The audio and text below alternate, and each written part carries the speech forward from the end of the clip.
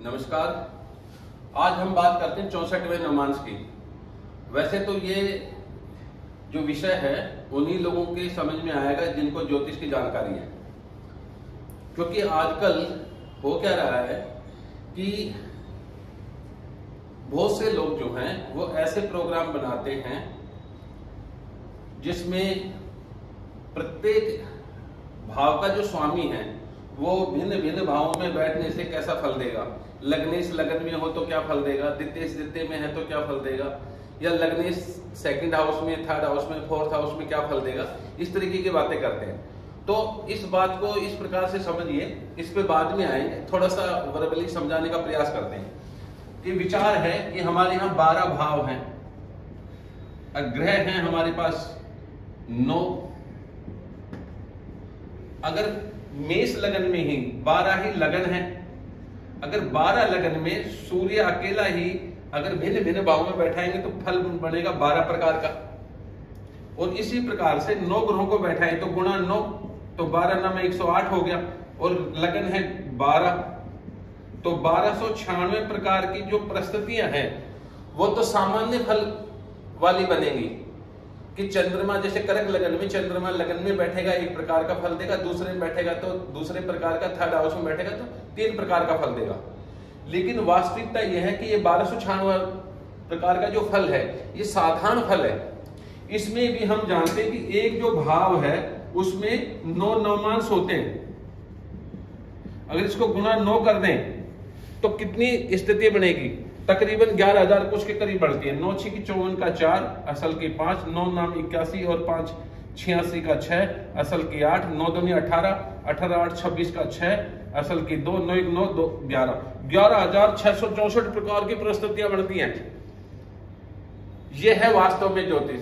बहुत से लोग ये कहते हैं ना कि पराशरी पद्धति से कुछ जाना नहीं जा सकता, तो मैं उनके बारे में कुछ नहीं कहना चाहूंगा, लेकिन वास्तविकता यह है कि पराशरी जो पद्धति है उसी से सब कुछ जाना जा सकता है। वैदिक अगर एस्ट्रोलॉजी नहीं होती तो कृष्णमूर्ति पद्धति भी ना होती, नाड़ी ज्योतिष भी नहीं होती, क्योंकि उसी का विभाग है। वो एक राशि में 30 अंश होते हैं और उस 30 अंशों में 2.25 नक्षत्र होते हैं। तो एक नक्षत्र का मान 13 अंश 20 कला माना हमने, और 13 अंश 20 कला को ही हम कलाओं में 800 कला कहते हैं, और उसी का विभाग करके हमने आगे 249 की कृष्णमूर्ति पद्धति जी ने जो है पद्धति में 249 की टेबल बनी है, उसी को आधार मान के सारी फलादेश किया जा रहा है।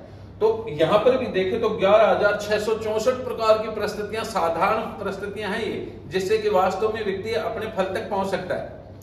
उसी संदर्भ में हम आगे आज बात कर रहे हैं कि वो जो फल देखने का एक नियम है वो एक साधारण फल है, और उस पर भी हम वीडियो लेकर के आएंगे। लेकिन हम आप लोगों के मन में जिज्ञासा उत्पन्न हो और ज्योतिष शास्त्र किस प्रकार से काम करता है, इसलिए हम ये वीडियो बना रहे हैं। तो एक 64वां नवमांश होता है। हम जानते हैं कि एक राशि में अगर 9 नवमांश होते हैं तो 12 राशियों में कितने होंगे, 12 गुणा 9 यानी 108 नवमांश होते हैं। तो इसका मतलब 64वां नवमांश भी कहीं न कहीं आता होगा। तो एक भाव में 9 नवमांश, तो 1 2 3 4 5 6 7, तो 7 गुणा 9 63 नवमांश जो है वो हमेशा क्या होगा कि 7वें भाव में ही समाप्त हो जाएगा। तो 64वां जो नवमांश है वो हमेशा 8th हाउस में पड़ता है। ये विचार है। तो 64वां नवमांश कैसे जाने, उसको जानने का तरीका तो यह है कि लगन के जो अंश होते हैं उन्हीं अंशों को आप अगर अष्टम भाव की जो राशि है उसके सामने लिख करके अगर आप नवमांश की गणना करेंगे तो 64वां नवमांश आ जाएगा हमारा। और सीधा जो फार्मूले होते हैं वो अलग वजह है, लेकिन हम उसकी बात नहीं कर रहे, गणना की बात कर रहे हैं। तो यहां पर अगर हम देखें शनि का 64वां नवमांश निकालना है। ये किसी व्यक्ति की कुंडली है जिसके जीवन में कोई घटना घटी है, इसकी मदर की डेथ हुई है, मदर डेथ हुई है इसकी। तो कब हुई है, 4 मई 2021 को हुई है, जब कोरोना चल रहा था। तो उसी घटना को हम ज्योतिष शास्त्र के अंतर्गत किस प्रकार से साबित कर सकते हैं। तो हम जानते हैं कि शनि जो है वो यहाँ मेष राशि में है। इसको हम हटा देते हैं कुछ समय के लिए, कि जो शनि है वो 0 0 साइन में, क्योंकि हम एक राशि कम लिखते हैं, 18 अंश और 30 कला का है। तो हमारा नियम क्या, 64वां नवांश जानने का। किसी भी ग्रह से या लगन से किसी से भी जानना हो तो उसे अष्टम भाव में जाइए। 1 2 3 4 5 6 7 8, अष्टम भाव में 8 नंबर राशि है। तो इस राशि को, लगन की जो राशि है इसको हटा दीजिए और जो अंश थे ग्रह के उसी अंश के आधार पर नवांश गिन लीजिए। तो यहाँ पर ये राशि हटाई तो 8वें भाव में 8 नंबर राशि जिसको एक कम लिखेंगे, 18 अंश और 30 कला हमारे पास आया। अब नवांश गिन लीजिए, डी नवांश 9 बनाते हैं। कैसे गिनते हैं? वृश्चिक राशि में नवांश किससे गिनते हैं? कर्क राशि से गिनते हैं। कितनी बार गिनेंगे? 6 बार, क्योंकि 3 20 6 40 10 13 20 16 40 20, 16 40 से अधिक और 20 अंश से कम है उस बीच में आता है। तो यहां से हम 6 बार गिनेंगे, 1 2 3 4 5 6, यानी कि धनु नवांश आएगा। धनु नवांश जो है वो कौन सा बनेगा? 64वां नवांश होगा। जब कोई भी पाप ग्रह किसी भी पाप ग्रह से या लगन से अगर अष्टम भाव में आकर के, क्योंकि अष्टम भाव में 64वां नवांश पड़ता है, ये बात हम पहले से साबित कर चुके हैं, तो उसमें जब उसी ग्रह के अंशों के नजदीक आएगा, जब वो 64वें नवांश में होगा, तो जातक के जीवन में कोई न कोई घटना घटेगी। तो इस जातक को 4 मई 2021 को हमारे पास जन्मपत्री है और हमने उसमें थोड़ा काम कर लिया है कि आसानी हो। तो केतु जो था 4 मई 2021 को अगर हम देखें तो केतु जो स्पष्ट है, केतु जो स्पष्ट है वो है 7 साइन में 16 अंश और 55 कला और 57 विकला पर चल रहा था। यानी कि शनि के जो अंश हैं उन्हीं अंशों के बराबर ही चल रहा था। शनि से अष्टम भाव में स्थित राशि में, जिसको 64वां नवांश कहेंगे, और 64वां नवांश क्या बना? धनु। तो इसका भी अगर आप काउंटिंग करेंगे तो वही 6ठे नवांश में आएगा, धनु नवांश में चल रहा था। यानी कि 64वें नवांश में उस समय था जब माता की मृत्यु हुई। तो कहने का अर्थ है कि ज्योतिष शास्त्र में एक विधि है या एक तरीका है कि लगन से, चंद्रमा से, राहु केतु और शनि से, इन ग्रहों से कभी भी कोई ग्रह जब जन्म पत्री में जहां स्थित है वहां से अष्टम भाव में जो राशि, उस राशि में चलते हुए और जिस ग्रह का विचार कर रहे हैं उसी के अंशों के समतुल्य हो। ये समतुल्य का मतलब है 3 अंश और 20 कला की एक विंडो होगी, क्योंकि एक नवांश 3 अंश 20 कला का होता है। इन दैट टाइम घटना घटती है। अब एक उदाहरण वो लेते हैं जिसके बारे में सभी जानते हैं, इंदिरा गांधी। इंदिरा गांधी जो है, इनकी जो माता जी है,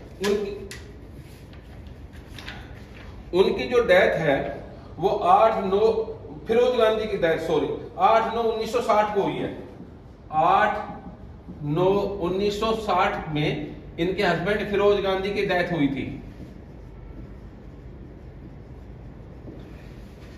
क्यों, कैसे हुई, ये तो अलग वजह है, लेकिन 64वें नवांश में जब भी कोई ग्रह आता है तो घर परिवार में किसी के साथ कुछ मिस हैपनिंग होने का भय रहता है। अन्यथा बीमार होने पर, हॉस्पिटलाइजेशन होने का बहुत ज्यादा धन का एक्सपेंडिचर होता है। इनमें से एक घटना जरूर घटती है। तो इन दैट डे देखें तो इनका जो शनि है वो 21 अंश 47 कला का है और यहां से अष्टम भाव में कुंभ राशि है। इसका मतलब यहां पर जब भी कोई पाप ग्रह गोचर में आएगा, शनि आए, राहु केतु आदि आए और वो इन्हीं अंशों के नजदीक आएगा तो 64वें नवांश में होगा, तो उस समय घटना घटेगी। तो जब इनके हस्बैंड की डेथ हुई उस समय केतु जो था वो स्पष्ट है 10 साइन 17 अंश 54 कला और 57 विकला पर था, अर्थात लगन शनि के अंशों के बराबर ही 64वें नवांश के अंदर गोचर कर रहा था केतु। तो इसलिए ये घटना घटी। तो 64वां नवांश एक महत्वपूर्ण बिंदु है जिससे जातक के जीवन में जो अशुभ घटनाएं घटती हैं उनके बारे में जाना जा सकता है। एक बात और है कि बृहस्पति का गोचर अगर इन्हीं स्थानों में 64वें नवांश शादी में होता है तो शुभ फल मिलता है, यानी कि शादी होना, प्रोग्रेस होना, मकान बनाना, बच्चों का जन्म होना या जीवन में कुछ और अचीवमेंट होना।